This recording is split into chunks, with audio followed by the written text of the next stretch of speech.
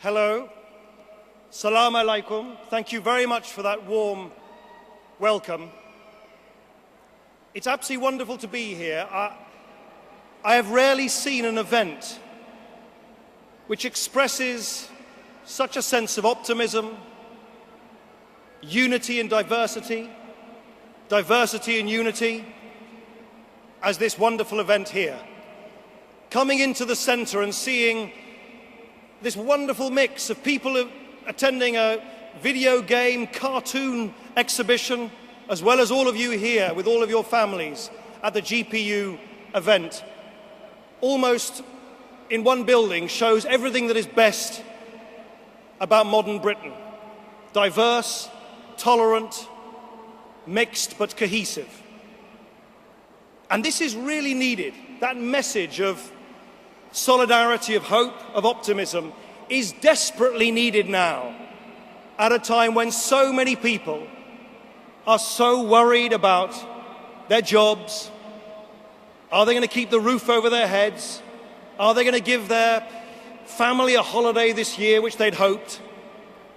There is terrible fear and anxiety about because of the catastrophes in the international financial system. And let me tell you, if you look at history, at a time of economic uncertainty, too often people have turned inwards. People start blaming others. Prejudice, stereotype, and intolerance often raise their ugly heads at a time of economic insecurity. And that is why it is so important that you send out a message today, this weekend, that we will not allow fear, insecurity to topple into intolerance and insecurity between and within our communities. I'm not a man of faith, but my values are espoused and embraced by all the great religions, not least by your great religion, Islam. Mutual respect, against violence, tolerance, equality before the law. And these are values which are more important now than they've ever been. And I really do delight in the opportunity in celebrating them with you today. There were some people, and I say this not out of anger, not with any relish, I say this out of sadness. There were some people who didn't want me to come and speak to you today. A think tank here in London, Policy Exchange, has been distributing secret briefings against some speakers who you have heard and will hear this weekend. And they suggested that people like me should not come to an event like this. Let me be clear.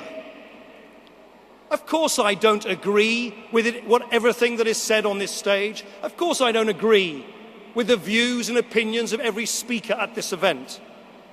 But I do believe in free speech.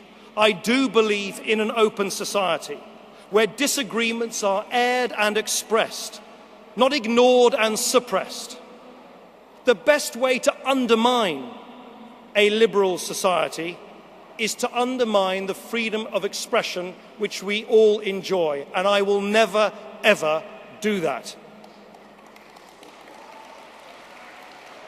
You don't change people's minds, you don't challenge people's opinions by issuing secret briefings from behind closed doors in an office in London. Now, my party's values, liberal values, are why we opposed the invasion of Iraq, because we believe the international rule of law should constrain the strong as well as protect the weak. It is why we opposed more staunchly than anyone else the recent flawed attempts by the government to increase the period during which we can be detained by the police without charge. It is why we have always taken the lead in Britain in promoting new legislation to defeat racism and to defeat hatred. It is why we have always defended everyone's right to wear and display symbols of their faith. And it is why we have always tirelessly worked for peace and reconciliation wherever war and strife occurs. In Darfur, in Somalia, in Palestine, in Bosnia, in Iraq, in Afghanistan. I was in Afghanistan recently. In my view, winning the peace in Afghanistan is now the greatest challenge the international community faces. The most impressive man I met in Afghanistan was a wonderful man called Mohammed Atmar. He's the Minister for Rural Development. And he told me about how he is handing down millions of dollars, millions of pounds of aid directly to villages and communities in Afghanistan, and asking villages, asking their elders, asking the councils, asking the shuras to decide themselves how they should spend that money. And he was so proud of the work he'd done. And I was so impressed by the work that he had done.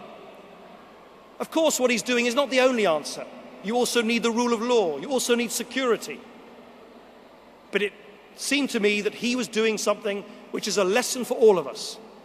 You can only build peace by empowering people, the Afghan people, village by village, community by community, to build peace for themselves. A friend of mine said to me this morning before I came here, he said, "You're going to an event to celebrate the Muslim community." And I said to him, "No, I'm not. I'm going to an event to celebrate all Muslim communities." And what I have found so uplifting,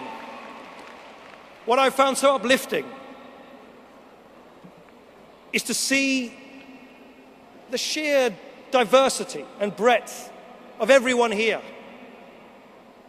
Muslims from Somalia, Turkey, Indonesia, Pakistan, Iraq, from every continent on the planet. Yesterday, you were good enough to give my very close friend and a very distinguished Liberal Democrat parliamentarian, Simon Hughes, an award for all his work that he has done on behalf of all Muslim communities. And I'd like to thank you for doing that.